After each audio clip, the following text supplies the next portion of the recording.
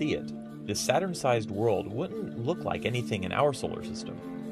To reach such a high temperature, astronomers calculate that its atmosphere must absorb nearly all the radiation from its nearby star. It's probably as black as this lump of coal.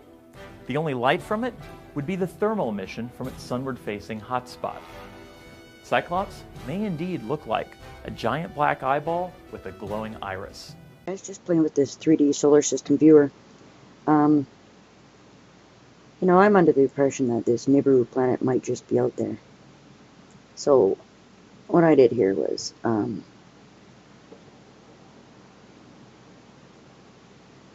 just trying to figure out where it's coming from. Coming close to Uranus, right? So we might not be able to see this thing until April. Let's move it back a bit, April 8th.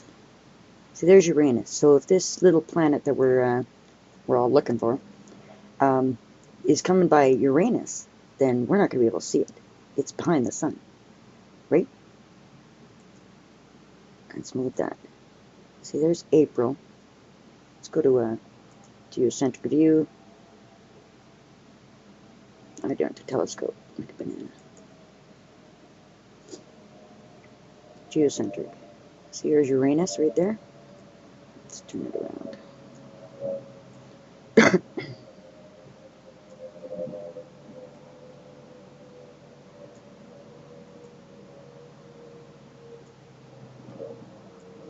little bit of a lag here.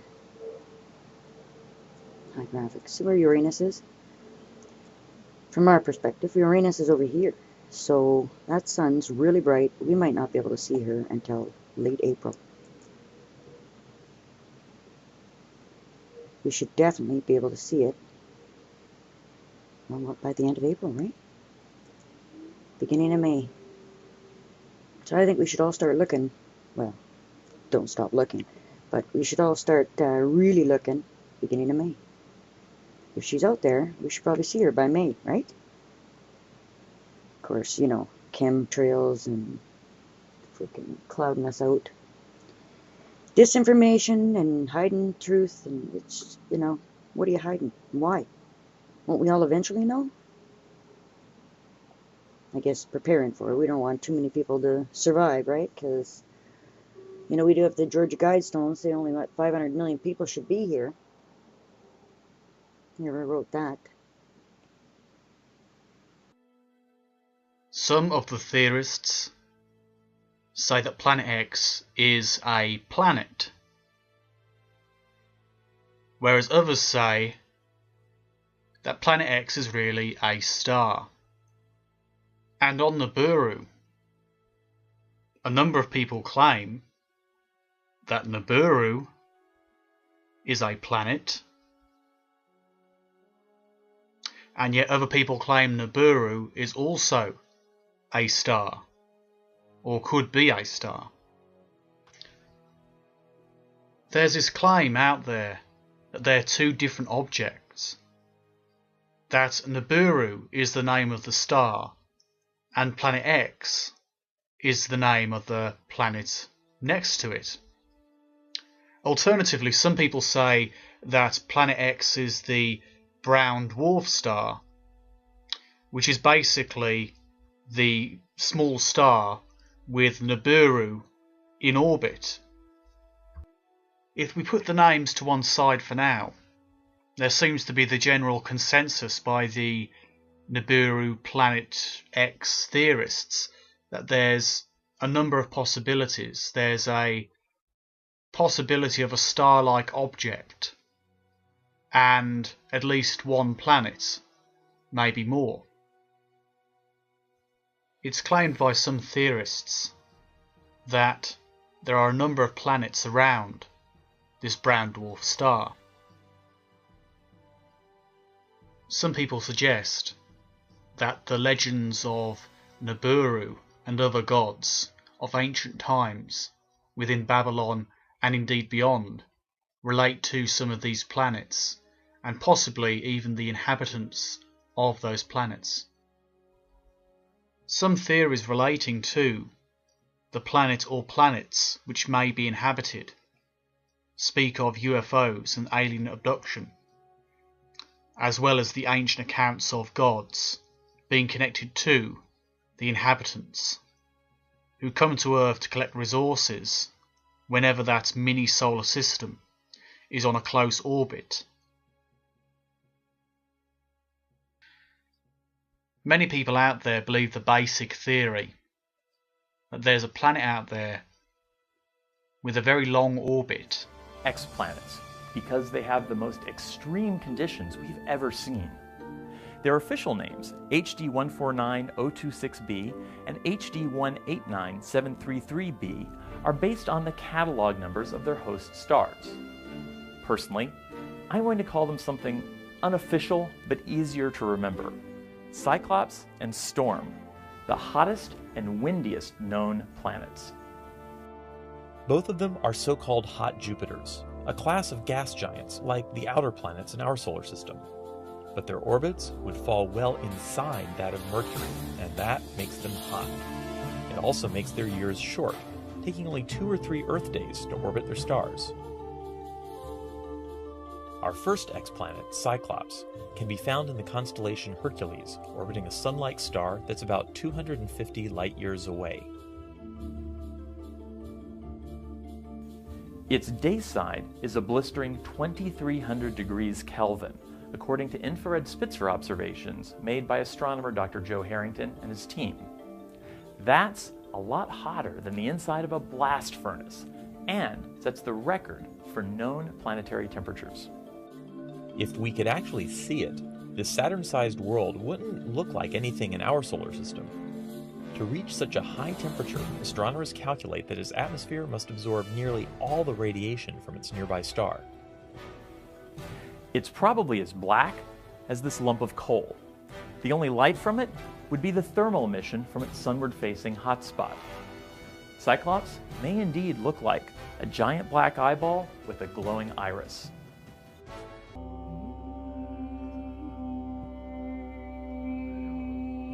The Lowell Observatory was established in 1894 in Flagstaff, Arizona, by Percival Lawrence Lowell, an independent businessman, mathematician, and astronomer. One reason Lowell founded the observatory was to study the planet Mars and its canals. The other was the search for other objects of interest in our solar system, most particularly Neptune's perturber, Planet X, a fact that revisionist historians downplay or paint over. Yet it was Lowell's intention to find the mysterious Planet X that led to the discovery of Pluto.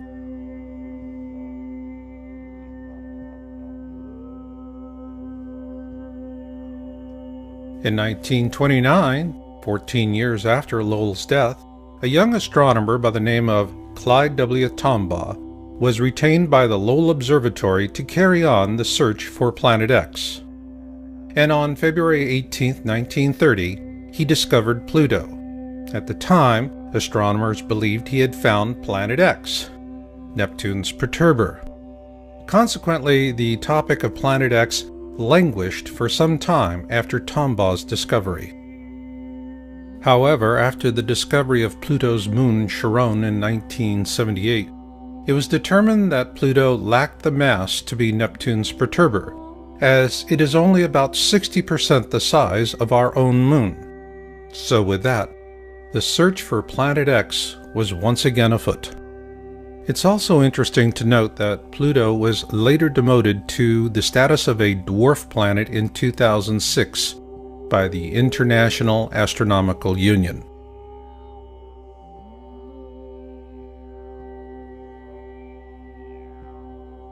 In 1950, Emanuel Velikovsky published Worlds in Collision, and he was viciously attacked by mainstream science, even though he corresponded frequently with Albert Einstein.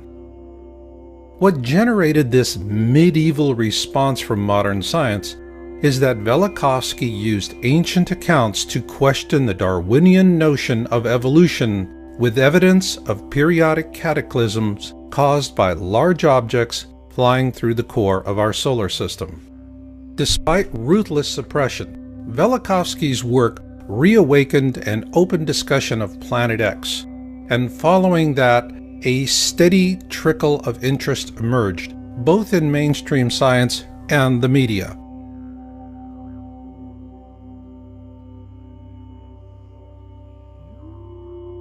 On March 3, 1972, NASA launched the Pioneer 10 spacecraft to explore the outer planets. However, according to government whistleblowers, the real purpose was to find Planet X, or at least to help narrow down the search field. An interesting aspect of Pioneer 10 is that it also carried a small gold anodized aluminum plaque designed by astronomer Carl Sagan, should the spacecraft be found by extraterrestrials. At present, communication with the Pioneer 10 spacecraft is no longer possible.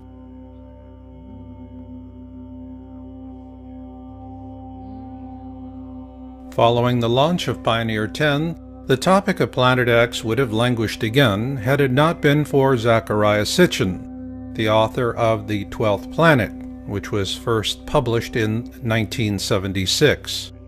According to his translations of ancient Sumerian texts, a race of beings living on a planet called Nibiru bioengineered early hominids on Earth to turn them into slaves for the purpose of mining gold. Called the Anunnaki, these beings lived on a planet the Sumerians called Nibiru, what we call Planet X today, and the Sumerian accounts tell us that it orbits our Sun every 3,600 years, and flies through the core of our system, often causing great cataclysms on Earth. Sitchin's translations and theories are corroborated by an ancient wisdom text called the Colburn Bible. And according to Planet X historian Greg Jenner in his book Planet X and the Colburn Bible Connection, previous flybys of this mysterious object caused the sinking of Atlantis, the deluge, and the 10 plagues of Exodus.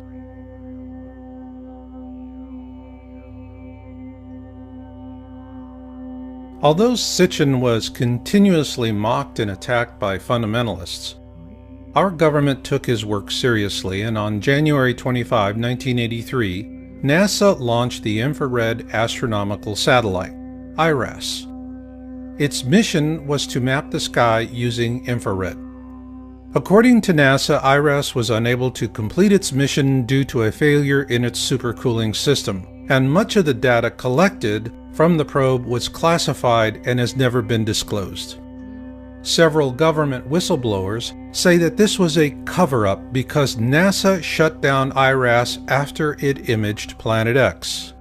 Their accounts parallel an article published by the New York Times on January 30, 1983, shortly after the IRAS launch.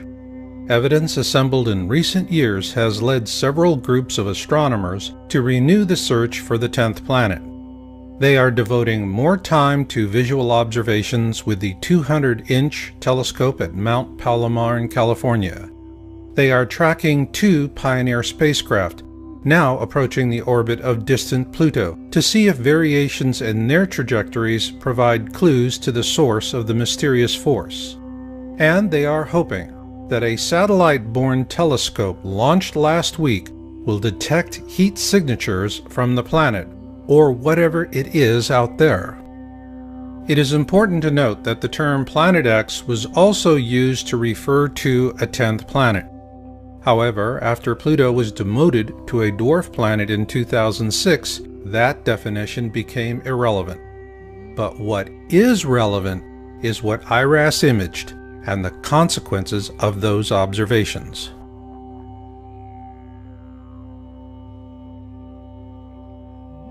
In a Victoria Advocate article published on June 14, 1988, NASA astronomer Dr. John D. Anderson was quoted as saying that telemetry from the Pioneer 10 spacecraft indicated the existence of Planet X.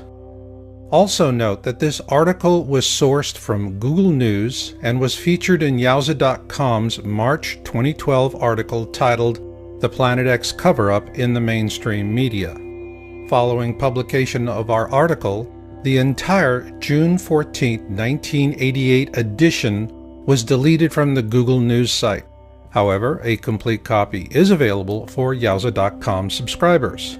But what is relevant here is that Anderson is a NASA astronomer with one heck of a resume, and what he said in that 1988 news article was powerful. In that article, he said, "We have a 90 to 99% confidence that Uranus and Neptune are being disturbed, and by one candidate for that is a single Planet X." At that point, our government became more interested in keeping public attention focused much closer to home. After all, if you can't see it, it's not there, so go back to sleep, America. Nothing to see here. However, a few curious minds had other notions. On October 1988, Dr. Robert S. Harrington, the chief astronomer for the U.S. Naval Observatory, published his paper, The Location of Planet X, in the Astronomical Journal. In an August 30, 1990 television interview with Zecharia Sitchin, Harrington also said that Pluto had been a satellite of Neptune, but it was dislodged by Planet X, which he believed could possibly sustain some form of life. He also showed Sitchin a diagram he had created approximating the location of Planet X. Following that interview, Harrington commissioned the construction of a special telescope for a Planet X photographic sky survey in 1991, which was completed at the Black Birch Observatory in New Zealand. The New Zealand observations were performed using Harrington's calculations, and the results were sent to NASA. However, those films vanished and have never been seen again, which leaves us with a big question. Did Harrington actually find Planet X, Neptune's perturber?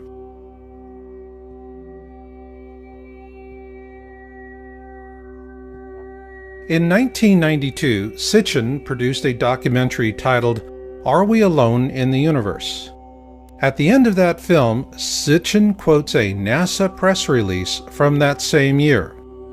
Unexplained deviations in the orbits of Uranus and Neptune point to a large outer body system of 4 to 8 Earth masses on a highly tilted orbit 7 billion miles from the Sun.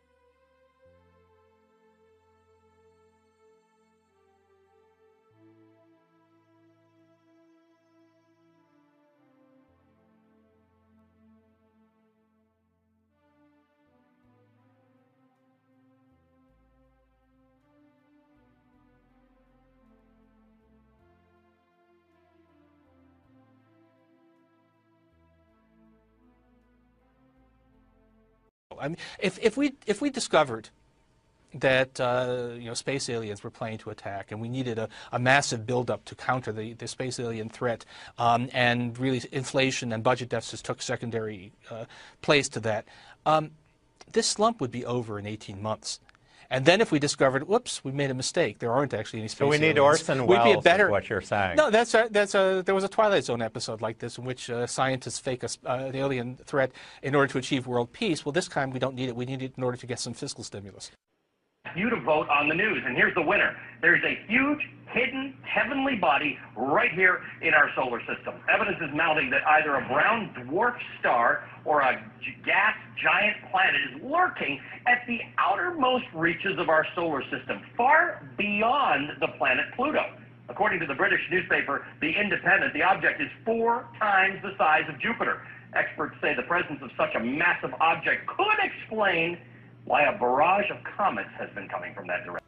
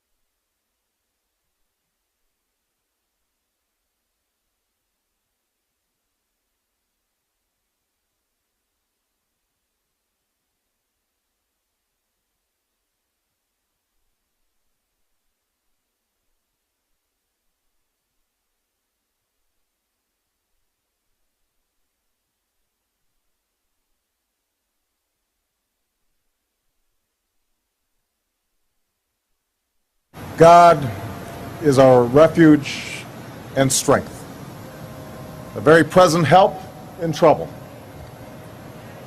Therefore, we will not fear, even though the earth be removed, and though the mountains be carried into the midst of the sea, though its waters roar and be troubled, though the mountains shake with its swelling.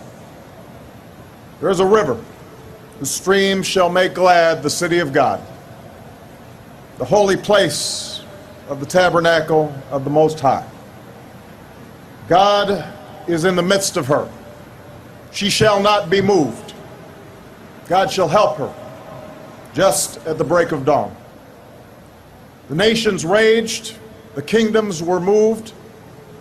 He uttered his voice, the earth melted. The Lord of hosts is with us. The God of Jacob is our refuge. Come behold the works of the Lord, who has made desolations in the earth. He makes wars cease to the end of the earth. He breaks the bow and cuts the spear in two. He burns the chariot in fire. Be still and know that I am God. I will be exalted among the nations. I will be exalted in the earth. The Lord of hosts is with us. The God of Jacob is our refuge.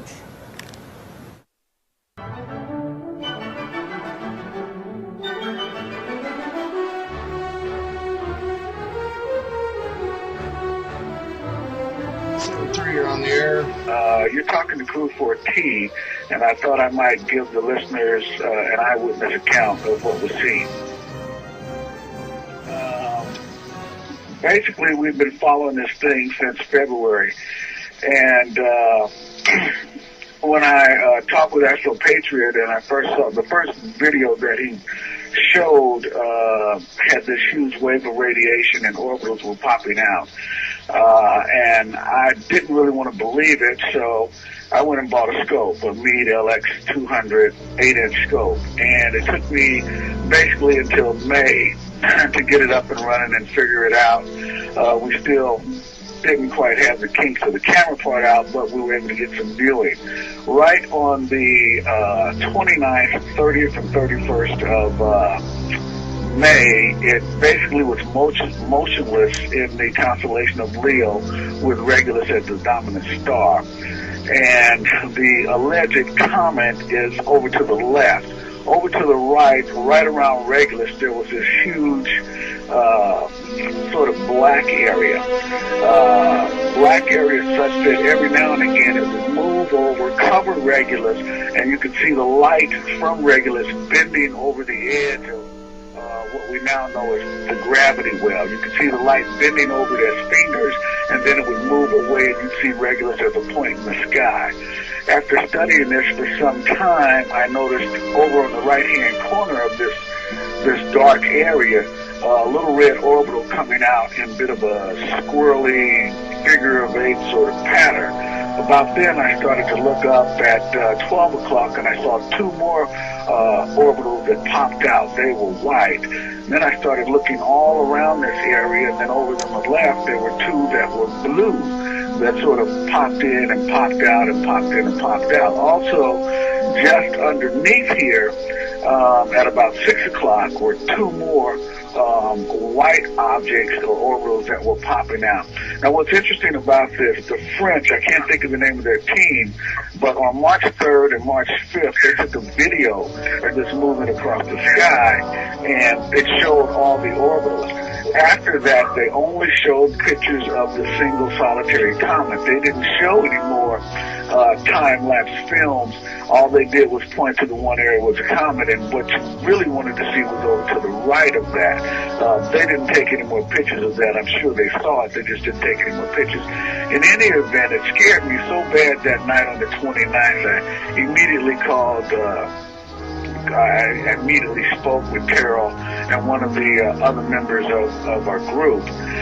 And actually asked him not to mention it or anything at that point. I was actually frightened. So the next night, which was the 30th, on a Sunday, I thought, well, I don't believe what I saw. It's not real. I'm going to just forget it. I'll just take a look again. And it was still motionless, and unfortunately, it was still there. The orbitals were still there. The popping out was going on. And this, I became even more frightened. And also, I was still a bit in denial until finally on the third night, I said, I'll forget what I saw the last 2 nights, and I'll look again this time on the third night. And on the third night, exact same thing. It was still motionless. The orbital cloud, I don't mean the orbital cloud, but the gravity well was still bending light over at Regulus and then moving where you could see Regulus. The red orbital was still coming out, doing a real squirrely orbit. The 2 on top were there, the 2 on the left, and the 2 on the bottom. And, at that point, I couldn't convince myself of that I didn't see what I saw. I'd seen it 3 nights in a row. It didn't go away, and the consequences of that have caused me to make urgent changes in my life and my habits and so forth. By trade, I'm a physician / amateur astronomer / archaeologist and a number of other things, but my main occupation is a physician. I have my own practice, etc. And I've been doing this for 25 years, so I didn't start yesterday. It still makes me tremble to think about what I saw. And then, as time has passed on, we're getting more evidence. More volcanoes are going off, more earthquakes. A 6.7 near the east coast of Japan. They say it's in the sea, and it says it's near the east coast. That's bad enough. But the earthquakes have picked up, the volcanism has picked up, and the weather modification and changes we're having, and we're getting to a point. It's a bit of serendipity, as Tara alluded to before, my calling this particular person and finding out, he's getting calls from China, he's getting calls from folks in Arkansas telling him to come right away, not explaining it to him. And I just happened to call because I sent him an email, and I said, hey, I really don't need these. It's not the money, I'll buy something else. And then he got curious, well, you're in Missouri, he said. And I said, yeah. And he said, well, what do you need with, Arctic sleeping bags? And that's when I told him about Ellie, and then it sort of, I guess he had an epiphany, it clicked as to why the Chinese were urging him to bring his entire family, but not telling him why. Same thing with the group in Arkansas, telling him to come, and they'd given him basically a 3-week window.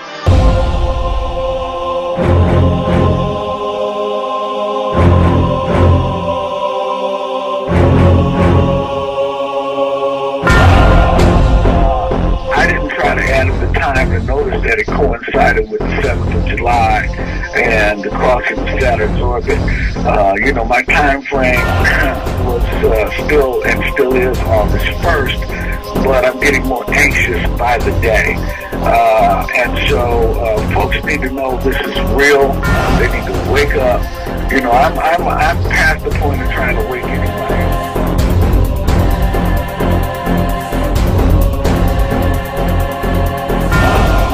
Mexico, at the Pike in the cliff dwellers, and the problem with them is the elevation is too high. You don't want to be that high. You want to get out of that area. There are 4 or 5 volcanoes in New Mexico, and they're all going to blow up towards that area, so you don't want to be in that ash fallout. There's a volcano that just, I want to say, it wasn't a volcano. We had an earthquake in Arizona today, about a 3.3. I hadn't seen that recently. So, a number of things are going on. This is unstoppable. It's unavoidable. You cannot escape it. You must seek shelter.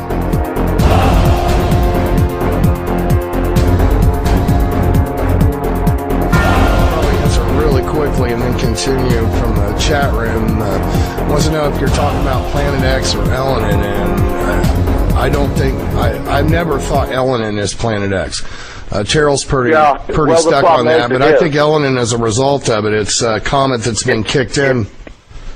Elenin is extinction level event, Nibiru is near. Right. Does that explain it?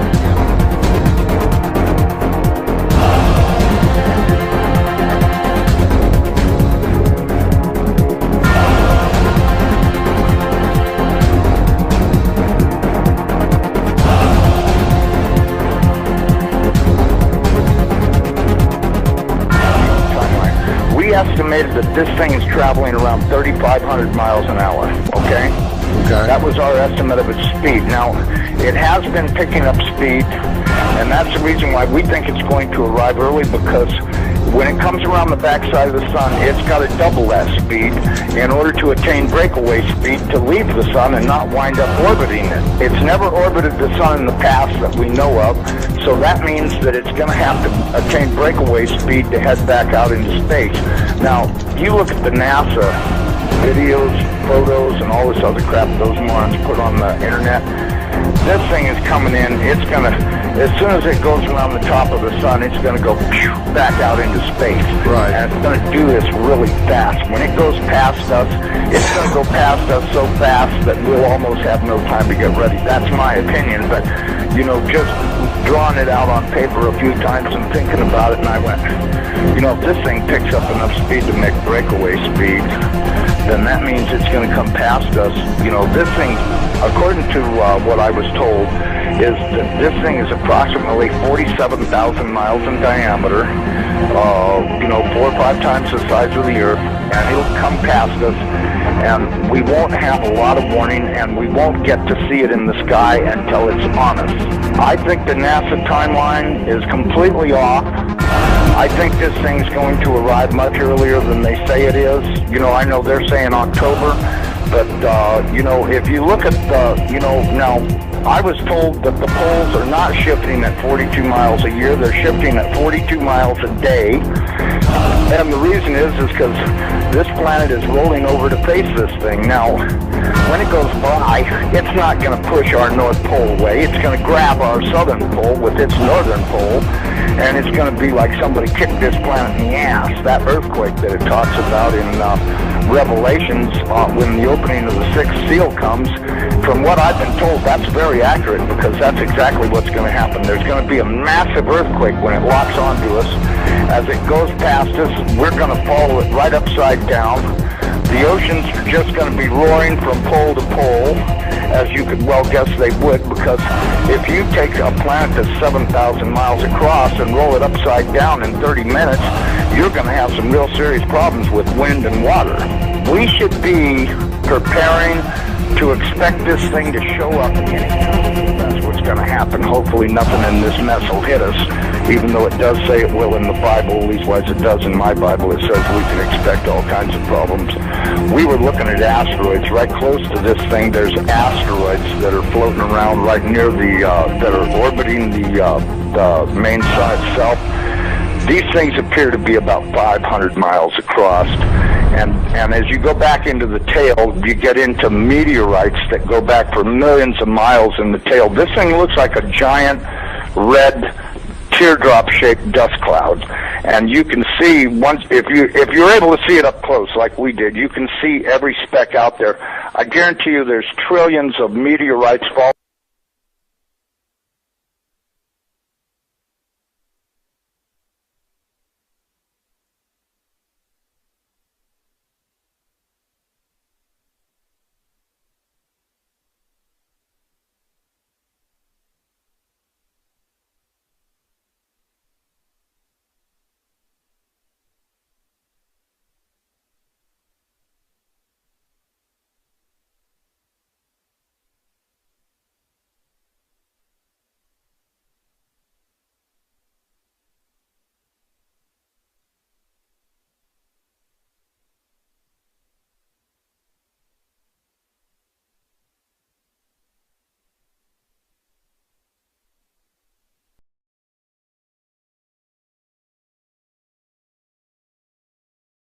Assumption Parish officials are testing newly discovered gas bubbles near the Bayou Corn sinkhole. Workers from the State Office of Conservation and contractor CB&I have taken samples of the gas bubbles to determine their source, although officials acknowledge the bubbles likely are connected to the sinkhole.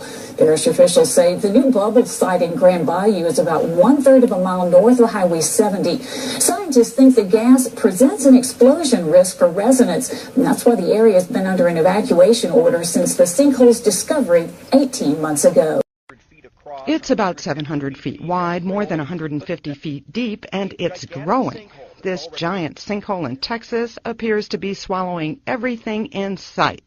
What might have begun as a crack in the ground has grown into something much more menacing. I'm going to go down with a ship. For residents in Dicetta, Texas, the sinkhole is taking on a life of its own. I've been through fires, I've been through floods, nothing like this.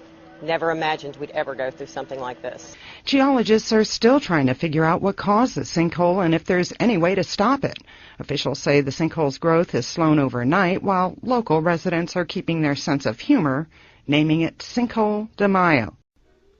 This is Dabu 7, and you were looking where a drone had went down to the edge of the sinkhole and caught a lot of good footage here of the inside of the sinkhole, the depth.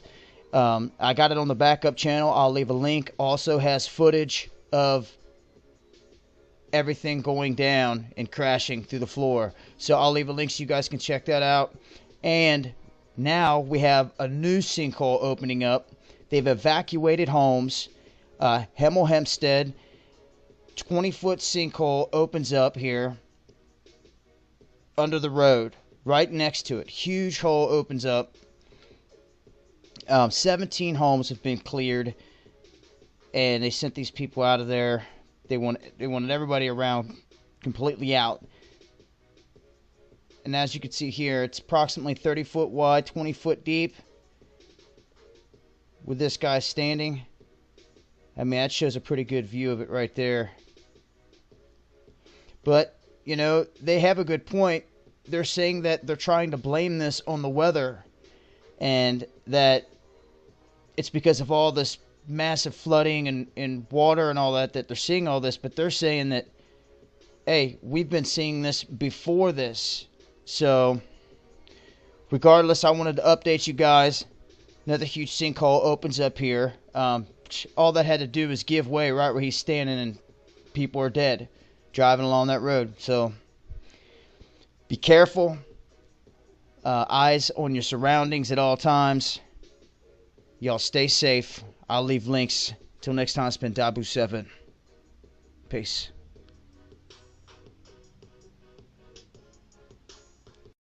The most powerful earthquakes in the history of the United States happened along the New Madrid Fault in 1811 and 1812. Those earthquakes were reportedly felt more than 1,000 miles away. Scientists assure us that one day we will once again see very powerful earthquakes along the New Madrid Fault. It is only a question of when it will happen. Today, the New Madrid Fault zone covers portions of Illinois, Indiana, Missouri, Arkansas, Kentucky, Tennessee and Mississippi. However, a major earthquake of magnitude -8.0 or greater would likely have a dramatic effect all the way from the Great Lakes all the way down to the Gulf of Mexico. When most Americans speak of the big one, they think of what may happen along the coast of California someday, but the truth is that a New Madrid earthquake could potentially do far more damage. So is there evidence that the New Madrid Fault zone is waking up? Yes, there is. According to Bloomberg, there has been a six-fold increase in the number of earthquakes that have shaken the central part of the United States from 2000 to 2011. Much of that increase is being blamed on human activity such as mining, drilling and fracking. So could human activity aggravate the fault zone so much that it could set off a truly history-making earthquake at some point? Well, the potential is certainly there. That is why so many people are so concerned about the monster sinkholes that have appeared in the region in recent months. For example, a massive sinkhole down in Louisiana is now over 8 acres in size, and it has forced hundreds of people to flee from their homes. You can see video of the Louisiana sinkhole right here. Over in Ohio, a giant sinkhole has suddenly formed that is more than 30 feet deep and that is the size of 4 football fields. That sinkhole caused part of State Route 516 to collapse, and authorities say that it will likely be closed for many months. You can see video of the gigantic sinkhole in Ohio right here. Are these monster sinkholes an indication that major earth changes are coming along the New Madrid Fault? Has reckless human activity awoken a sleeping giant that we should never have messed with? The sinkhole down in Louisiana is a particular concern, because it has been venting natural gas. A few days ago it reportedly burped, which sounds kind of ominous. Could we see some kind of an explosion at some point? Many of those living in the area may not be able to return to their homes for quite a long time. The following is from a recent Huffington Post article at the 8-acre Bayou Corn sinkhole in Assumption Parish. Owners of slab houses are waiting for methane gas monitors to be installed in December. The sinkhole deepened in November and coughed up debris and hydrocarbons late in the month. Cypress trees fell into the gap. Residents are watching natural gas being flared from the site and are ventilating homes, while bayous around them bubble. But if human activity is capable of producing sinkholes that are 8 acres in size and capable of causing a 6-fold increase in the number of earthquakes in the middle part of the country, is human activity also capable of setting off the New Madrid Fault? Sadly, even most Americans that are living in that part of the country don't really understand how incredibly massive and how potentially destructive this fault zone actually is. The following is from a recent report from WREG in Memphis, Tennessee. Many people don't realize that North Alabama lies in the impact zone of the New Madrid Fault line, a sleeping giant that is approximately 20 times larger than California's famed San Andreas Fault. The biggest earthquake in the United States history happened in the New Madrid seismic zone in 1812, and in just the last few weeks, activity along the fault line is starting to heat up. If the earthquakes that happened along the New Madrid Fault zone in 1811 and 1812 happened today, the devastation would be unimaginable. Back then, there were not that many people living in the area. But even so, the destruction was incredible. Accounts of the 1812 quake vary, since there were no measuring instruments at the time, but most geologists say evidence shows it was at least a magnitude 8 earthquake, and possibly a 9 or higher. The shaking was so intense that church bells started ringing as far away as Boston and New York. Chimneys toppled from the deep south to Canada, and President James Madison was awoken by the violent shaking as he slept in the White House. Eyewitnesses said it even caused the Mississippi River to flow backwards for a time. Unfortunately, there are now indications that the fault zone is becoming more active, as a recent Examiner article explained Tuesday evening. 2 shallow earthquakes, although small, were felt in Mount Carmel, as well as 5 miles outside Edmond, Oklahoma. Illinois had the largest at 3.6 magnitude, leaving Oklahoma with a smaller 2.9 magnitude quake, as reported by the USGS. The fact that both of these quakes were shallow and follow on the hills of Kentucky's 4.3 just 10 days ago makes the questions begin to fly. Is the New Madrid waking up? Is it gearing up for the big one? When Key experienced a 4.3 2 weeks ago, it was felt across 10 to 12 states. Although it didn't knock runners off their feet, it did alarm many. Knoxville was among the cities that felt the quake. The shaking was not minor in many areas, and it scared people, as walls shook and many began to pray. This is something that I have written about previously, and we all need to keep our eyes open for more reports about earthquakes in the middle part of the country. When the big one does finally hit the New Madrid Fault zone, it will be one of the biggest news stories ever. We are talking about a catastrophe that would be so immense that it would be hard to imagine. According to ABC News, a study by the Mid-America Earthquake Center found that in the event of a major earthquake along the New Madrid Fault, nearly 750,000 buildings would be damaged, 3,000 bridges would potentially collapse, 400,000 breaks and leaks to local pipelines, and $300 billion in direct damage and $600 billion in indirect losses would occur. You can read much more about the New Madrid Fault right here. All of this is even more frightening when you consider that there are 15 nuclear reactors along the New Madrid fault zone. In the event that the big one strikes, we could be looking at Fukushima times 15. We have been blessed to have avoided a major earthquake like that for so long in the middle part of the country, but there is no guarantee that the New Madrid fault zone will always be stable, especially considering how much it is being aggravated by man-made activity. There are even some that believe that eventually we will see an earthquake of magnitude -9.0 or higher along the New Madrid fault. Such an earthquake could literally change the face of the entire continent. We are talking about an event that could potentially change the course of the Mississippi River and create bodies of water where none existed previously. We seem to be moving into a time of increased seismic activity on the Earth, and many scientists are convinced that the New Madrid fault zone is definitely overdue for a major earthquake. If there's a blue pill and a red pill, and the blue pill is half the price of the red pill and works just as well, why not pay half price?